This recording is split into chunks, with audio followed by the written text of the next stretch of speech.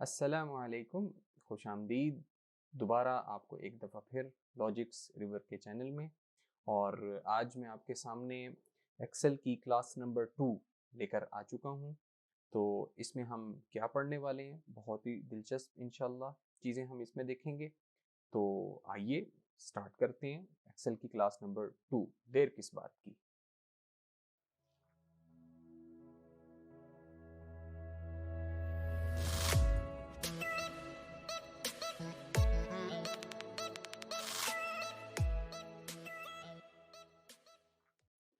तो आज की क्लास में हम क्या चीज़ देखने जा रहे हैं, हम देखेंगे व्हाट इज़ माइक्रोसॉफ्ट एक्सेल।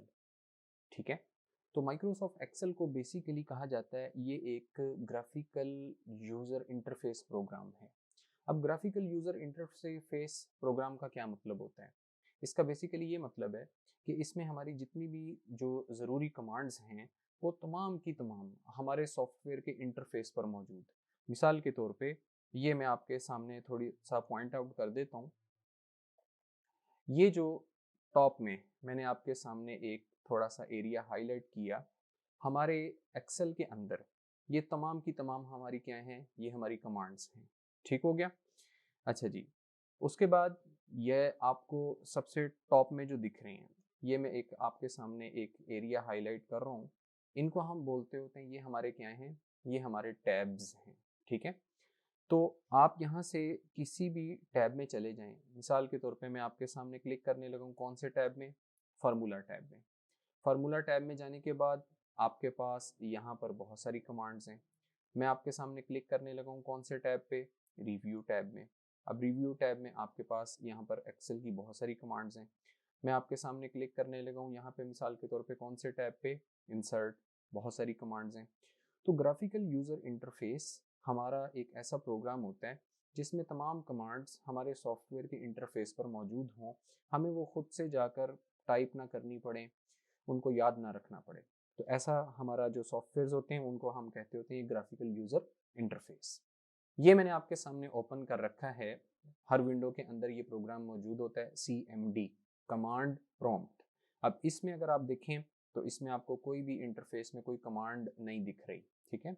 यहाँ पे आपने जो कुछ करना है खुद आपने टाइप करना है और अपनी कमांड को अप्लाई करना है। ठीक है। तो ऐसे सॉफ्टवेयर को हम कंप्यूटर में क्या बोल देते हैं, कमांड लाइन इंटरफेस। लेकिन हमने जो पढ़ना है वो हमने क्या पढ़ना है, हमने ग्राफिकल यूज़र इंटरफेस पढ़ना है। ठीक है, क्योंकि हमारा एक्सेल ग्राफिकल यूज़र इंटरफेस है। अच्छा, बुनियादी तौर पे एक्सेल को दो हिस्सों में तकसीम किया जाता है। पहला हिस्सा वो कहलाता है वर्क बुक एरिया, मतलब काम करने की जगह। जैसा कि हमने क्लास नंबर 1 में देखा था, हमारी ये हॉरिजॉन्टली क्या है, हमारी रोज, और वर्टिकली क्या है, हमारे कॉलम्स। और मैंने आपको क्लास नंबर 1 में बताया था कि हमारी इस एक शीट में जिसमें हम मौजूद शीट नंबर 1, ठीक है, तो इन कॉलम्स और रोज के मिलने से जो सेल क्रिएट होता है इनकी तादाद अरबों में है। ठीक है। तो मतलब हम एक्सेल के जो पहला हिस्सा पढ़ रहे हैं वो क्या है, वर्क बुक एरिया, काम करने की जगह। तो मतलब आपको ये तमाम सेल्स जो दिख रहे हैं ये हमारा क्या है, वर्क बुक एरिया है। और उसके बाद एक्सेल के दूसरे पार्ट को हम क्या बोलते हैं, उसको हम बोलते होते हैं कमांड एंड कंट्रोल एरिया।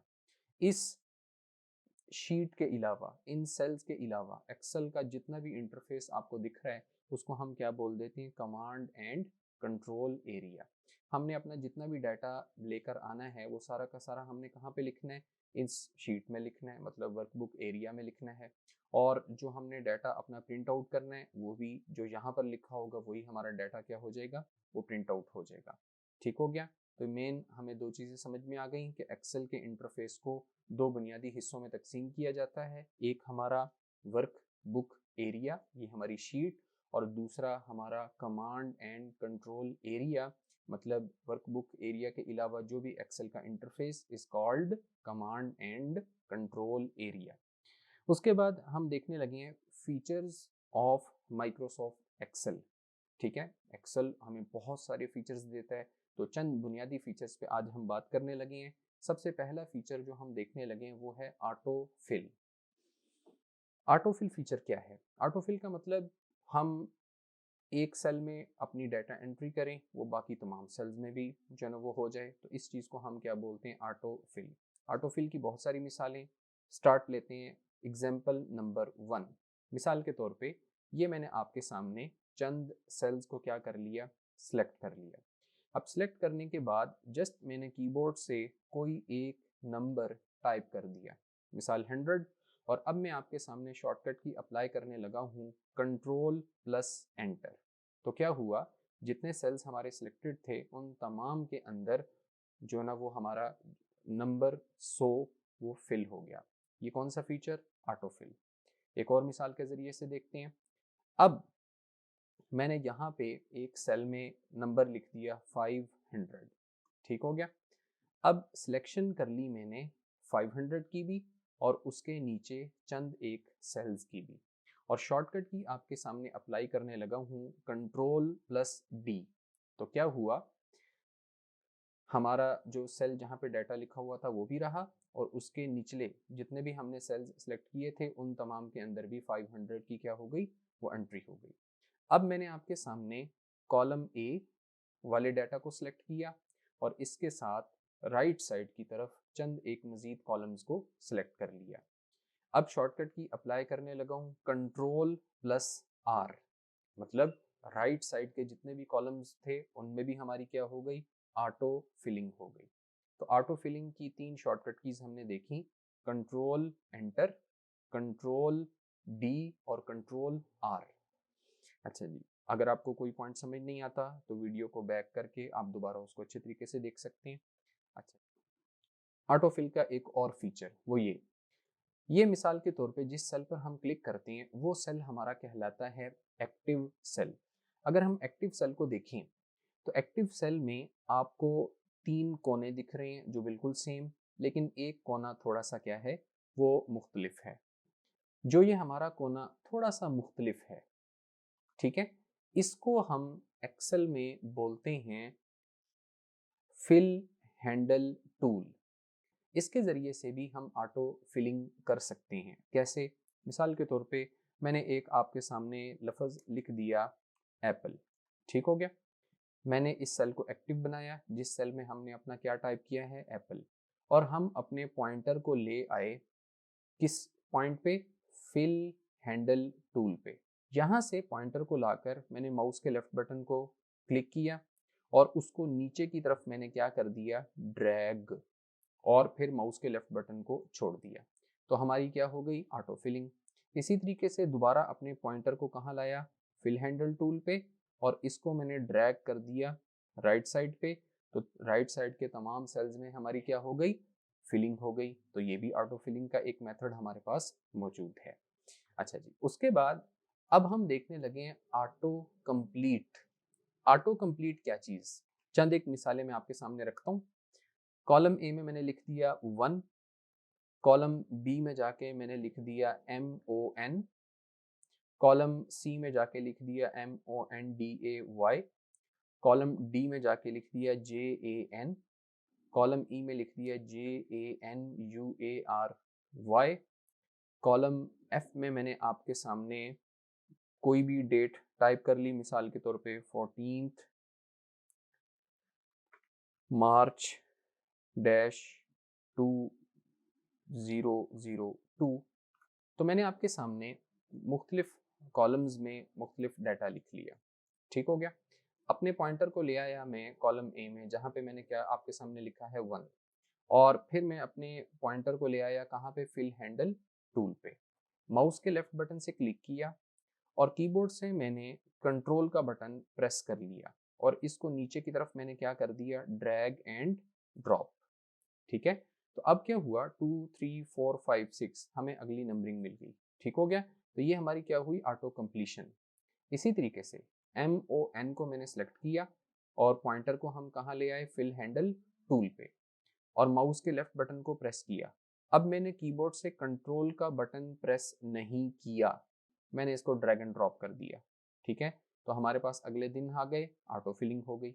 इसी तरीके से मंडे जो हमारा मुकम्मल लिखा हुआ है, पॉइंटर को लाए फिल हैंडल टूल पे और इसको हमने नीचे की तरफ क्या कर दिया, ड्रैग एंड ड्रॉप, हमारी क्या हो गई, ऑटो फिलिंग हो गई।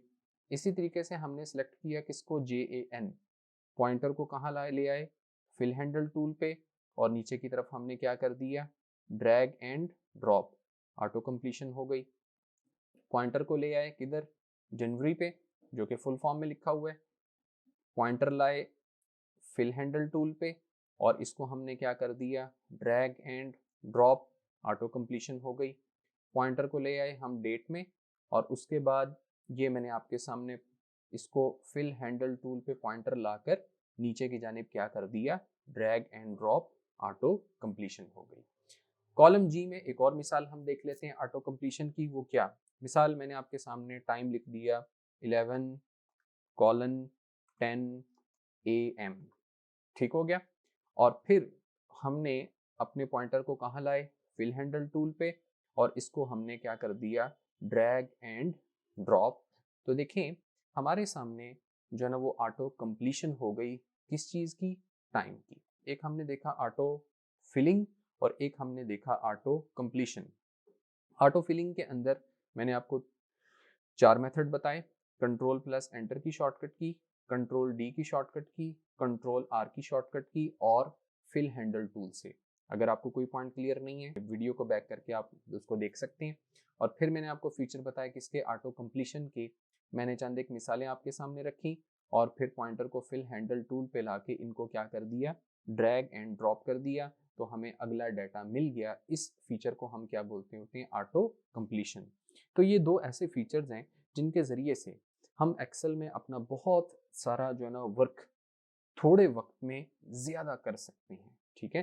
तो ये दो फीचर्स हमें बहुत जो है ना वो सहूलत देंगे। आइंदा के दिनों में इंशाल्लाह मज़ीद इन दो फीचर्स को हम एक्सप्लोर करेंगे।